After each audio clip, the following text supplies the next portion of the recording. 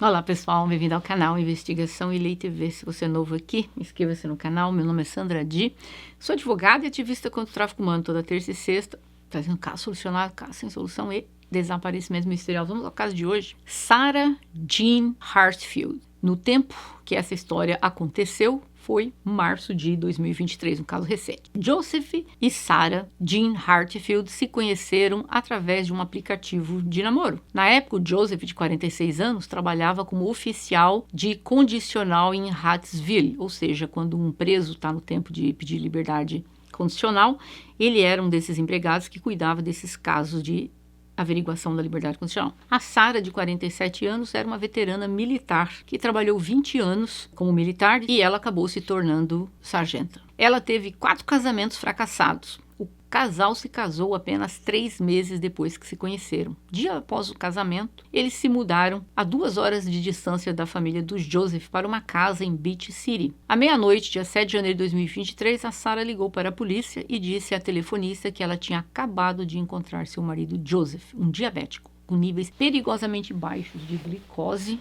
no sangue. E ela tentou dar-lhe geleia, suco, mas não conseguiu acordá-lo. Os paramédicos transportaram o Joseph para o hospital. A Sarah escreveu no Facebook que o Joseph havia entrado em coma diabético depois de não administrar sua insulina adequadamente e agora estava sofrendo extensos danos cerebrais. E ela postou novamente que o Joseph havia sofrido um derrame cerebral causado por uma artéria obstruída, que foi o resultado, disse ela, abre aspas. Isso se deve aos anos comendo muita comida, junk food, essas comidas que não prestam, né? E agora todos que o amavam vão pagar o preço disso, fecha aspas. Olha só, teu marido tá lá, entre a vida, né? E ela postando isso. Em 15 de janeiro, após 8 dias na UTI, a Sarah tomou a difícil decisão de desligar os aparelhos do Joseph, o suporte vital. Ela permitiu que a mãe dele fosse ao hospital para se despedir do filho, mas proibiu os irmãos dele. Boa coisa. No dia seguinte do falecimento dele, o xerife recebeu uma ligação de uma enfermeira da UTI que suspeitou que um dos seus pacientes, o Joseph, estaria sofrendo de uma overdose de insulina.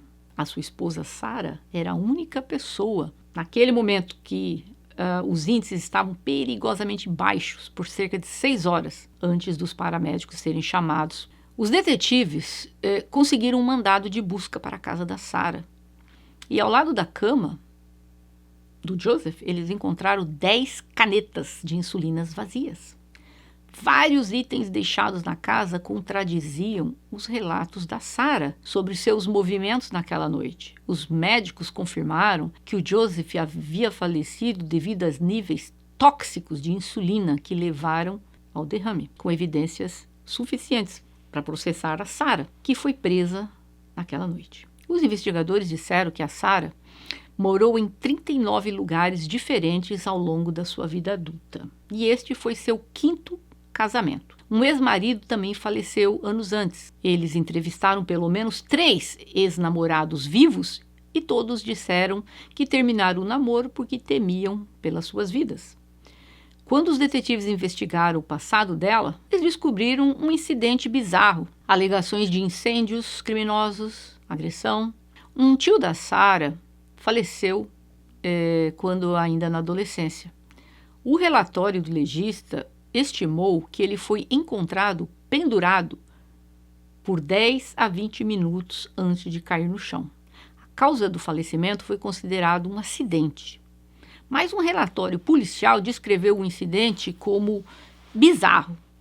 Um assistente social percebeu que a mãe da Sarah não demonstrou nenhuma emoção pela perda do marido e também havia discrepâncias na história. Ou seja, a mãe ou a Sarah talvez tiveram alguma coisa com isso. Mas enfim, a Sarah se recompôs e a vida dela seguiu em frente.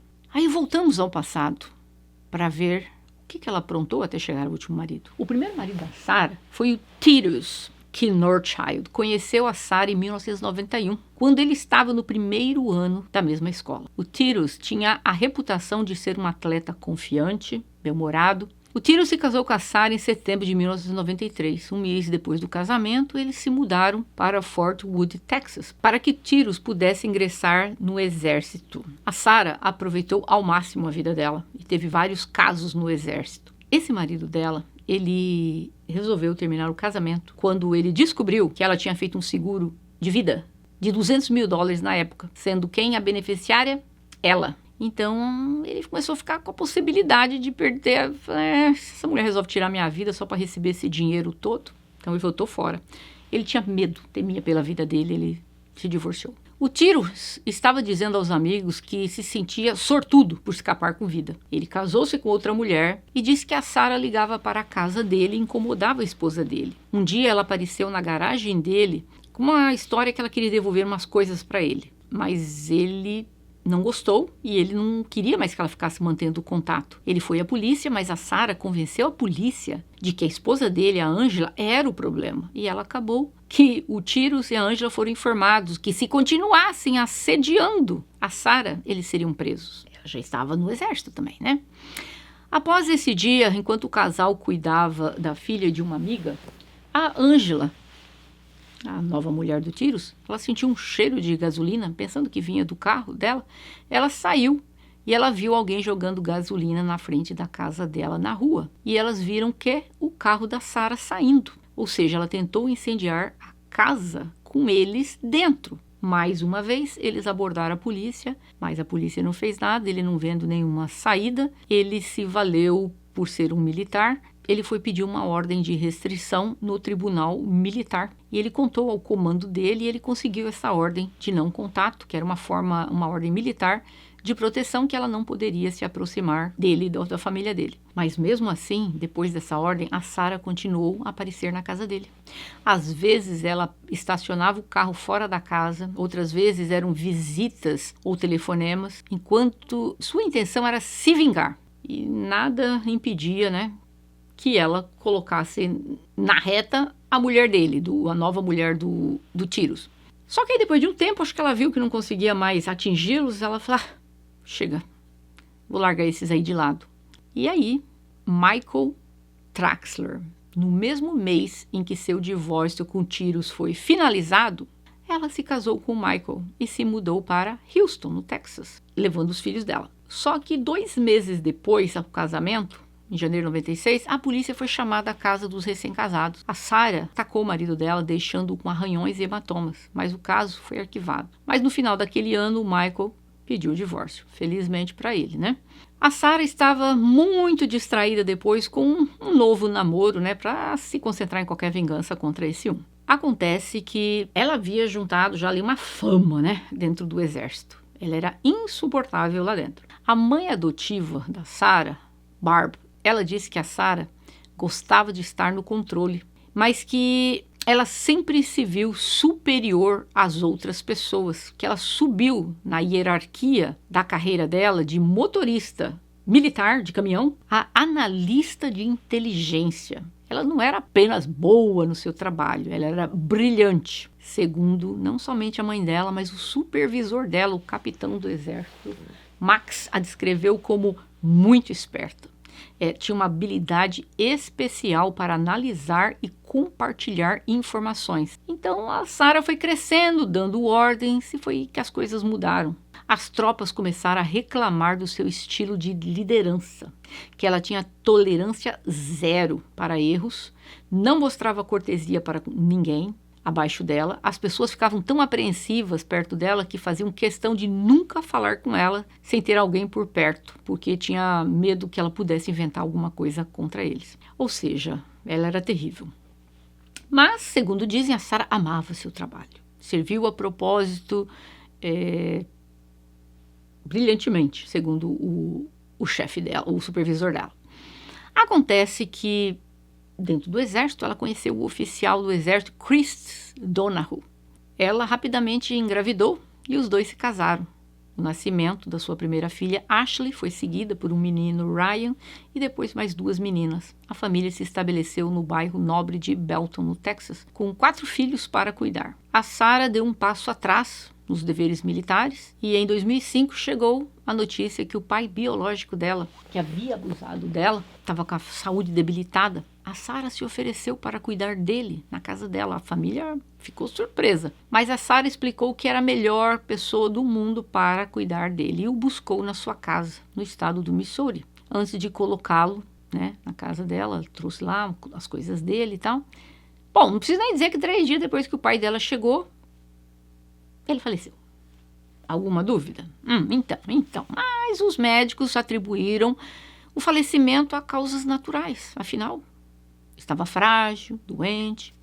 Outros acharam o episódio de alguma forma conveniente demais para coincidir. Em 2007, a Sarah havia retomado o serviço na ativa. Então, estava lá, ela já como sargento e tal, de primeira classe, com autorização de segurança ultra secreta. Então, para as pessoas da comunidade, ela era conhecida como uma supermãe. Conciliava a vida familiar com uma carreira brilhante militar e de destaque. Ela era vista como uma mãe imaculada, onde os filhos estavam sempre bem vestidos e comportando super bem. A mãe da Sarah disse que a filha era como uma bomba relógio. Seu filho Ryan se lembra de pisar em ovos. Ele ficava desesperado perto dela, porque ele disse que os espancamentos eram regulares e duravam horas. O marido, Chris Donahue, fez o possível para proteger seus filhos, segundo ele, mas ninguém conseguia enfrentar a Sarah. O Ryan se lembra da primeira vez que ele se sentiu realmente enganado pela sua mãe. Foi por volta da época em que ele tinha 10 anos. Ele estava levando uma das surras que a Sarah costumava dar com um largo cinto e começou a usar o punho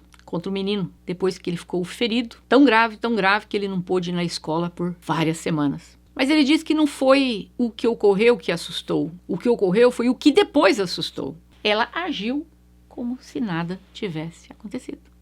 Melhor mãe do mundo. A filha mais velha da Sarah, Ashley, ameaçou ligar para o serviço de proteção à criança. A Sarah disse a ela que se o fizesse, que ela se certificasse de que ela tinha um bom motivo para isso. Mas adultos começaram a notar hematomas na menina, na Ashley, e ligaram para o serviço social. A Ashley foi descrita como tendo ferimento nos olhos, roxos, costas, dedos quebrados. Mas quando a Ashley foi questionada, ela disse que os ferimentos foram causados por um acidente.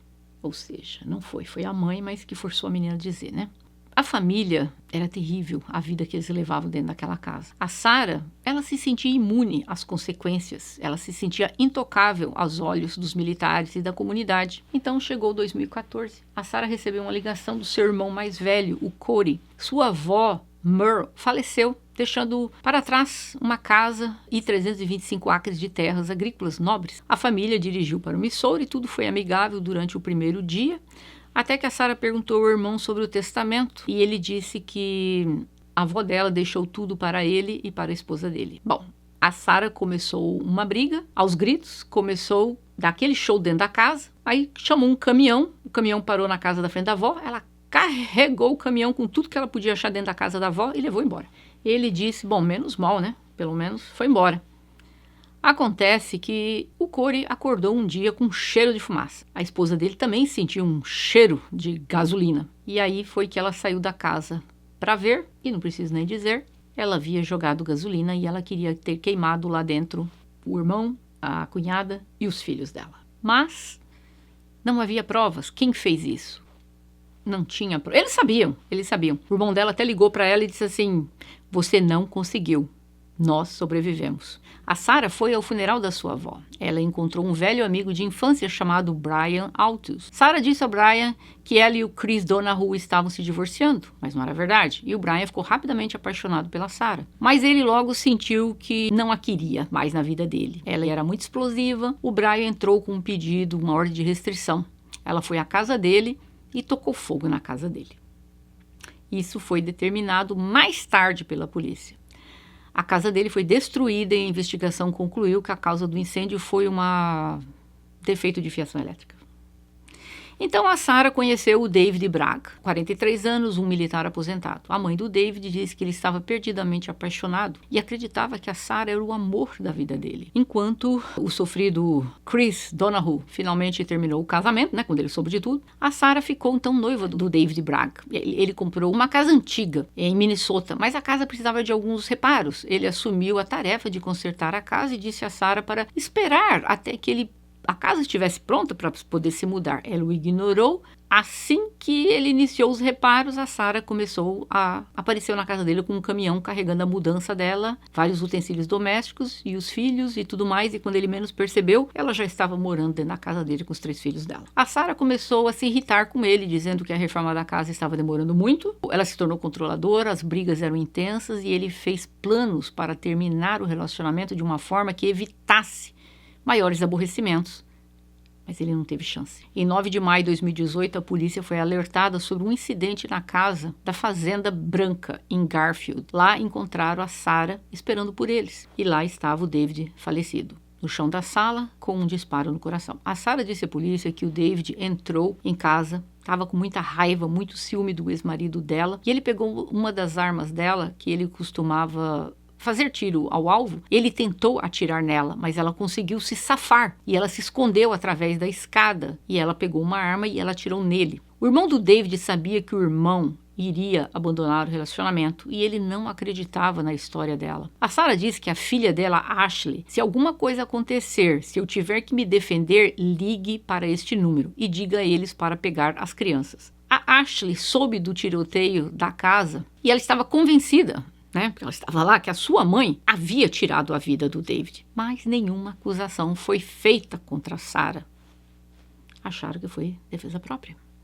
Semanas após o falecimento do marido, ela começou um romance com um homem chamado David George, 59 anos, fazendeiro, e pediu para ele eliminar a esposa do ex-marido dela, do Chris. Porque ele ficou com as crianças, tinha a guarda compartilhada. Então, se o ex-marido dela perdesse a esposa, ele ficaria tão arrasado que ele não teria cabeça para cuidar das crianças. O otário do David foi lá na casa para eliminar a esposa do Chris. Mas quando ele chegou lá, quem abriu a porta foi o Chris. Ele decidiu não fazer o que foi fazer e foi embora. A polícia ficou sabendo disso e foi questionar o David. E ele disse que nada disso era verdade. Que a Sarah jamais tentaria qualquer coisa contra o ex dela. Ou contra a esposa do cara. Ou seja, ele mentiu para proteger a Sarah.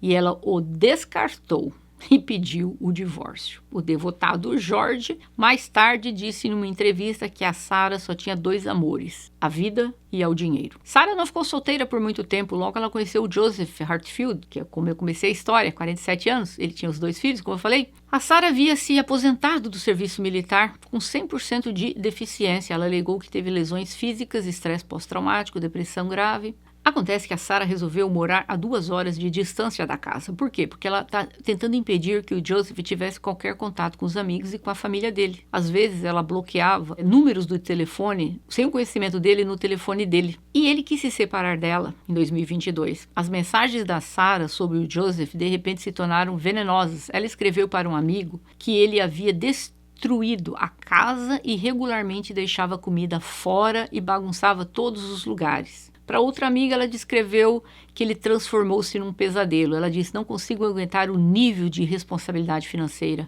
Ele estava em um estilo de vida que nunca conseguiria alcançar sozinho. Tenho que me salvar e descobrir como me recuperar. O que a amiga dela não sabia, que o plano era eliminar o cara. Ela achou que ela estava se referindo a divórcio. A Sarah disse à filha dela, Ashley, que o Joseph era uma pessoa vazia.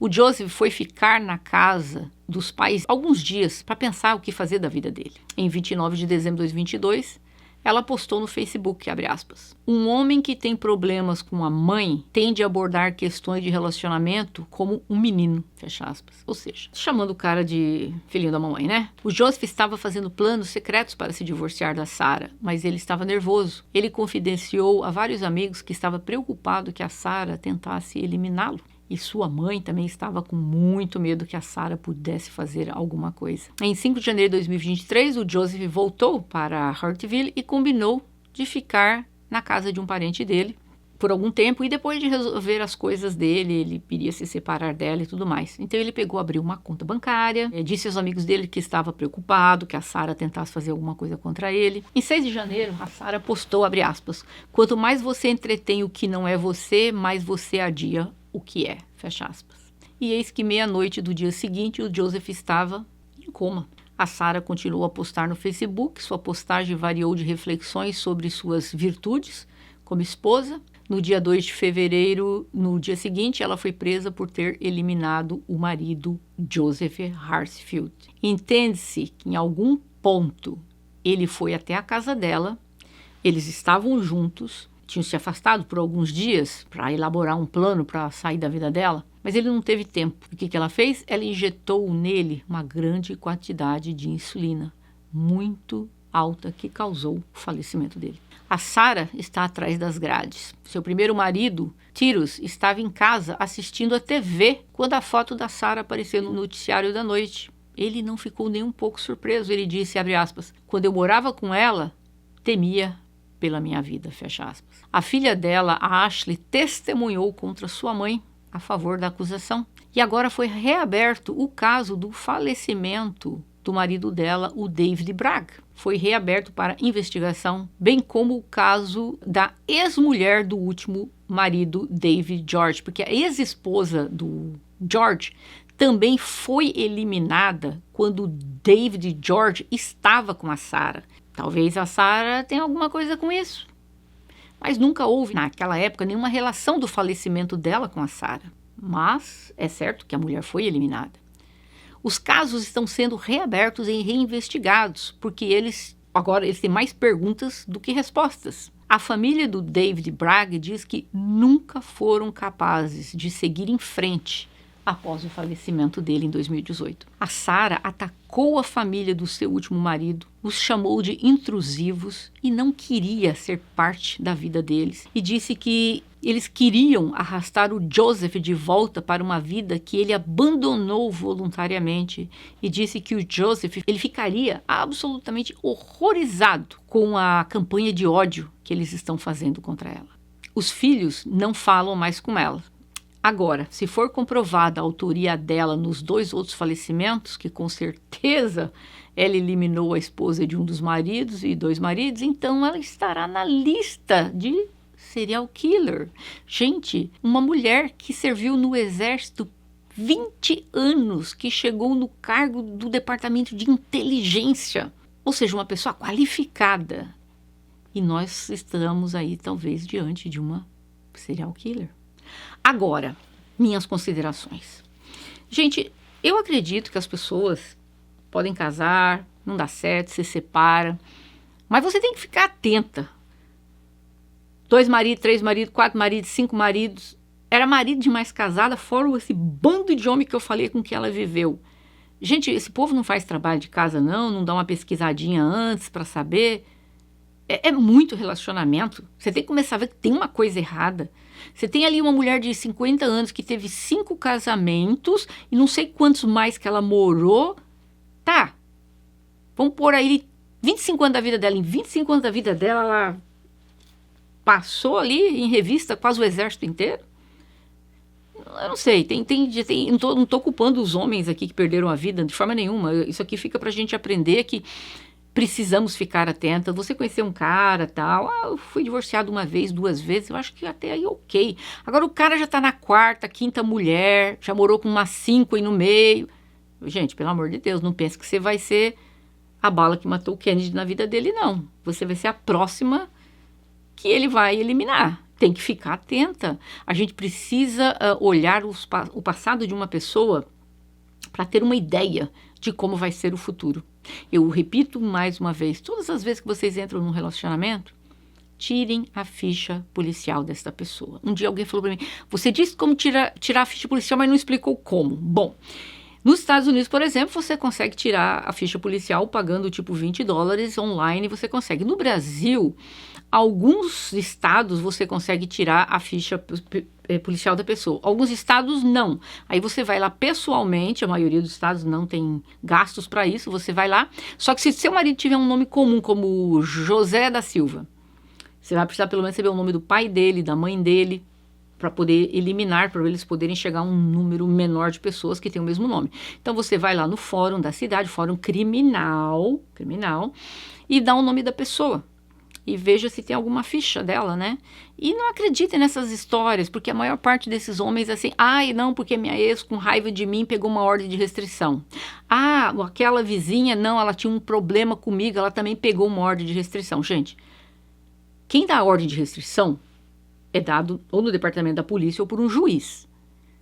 Partimos do princípio que eles não dão para qualquer um. Eles dão quando há algo fundamentado, provado. Então não venham com essa história. Eu já cansei de ver gente falando isso. Ah, não, a ex-mulher dele era louca, inventava um monte de coisa e ela pegou uma ordem de restrição contra ele. Não, não é isso. Fiquem atentos. Se ele tem uma ordem de restrição, ele tem uma ordem de restrição, alguma coisa ele fez. Ele não ia ter conseguido enganar a polícia ou um juiz. Então, não se atenham nas coisas que as pessoas falam, mas no que elas fazem. Prestem atenção. Tem ficha policial e vai querer culpar terceiro? Não. Tem algo errado com esse cara. O cara já casou 4, 5 vezes, morou com não sei quantas. Fiquem espertas. É o caso de hoje, eu gostaria de saber de vocês. Vocês que estão em relacionamento aqui, vocês já tiraram a ficha policial das pessoas? Como eu já falei várias vezes, eu repito, sim, eu sempre tirei a ficha policial de toda pessoa que eu tive relacionamento. Eu jamais fui me encontrar com alguém sem saber o passado desta pessoa. Eu acho que isso ajuda muito, porque salva você de muita dor de cabeça. E esse é o caso de hoje, nos vemos em breve, até mais.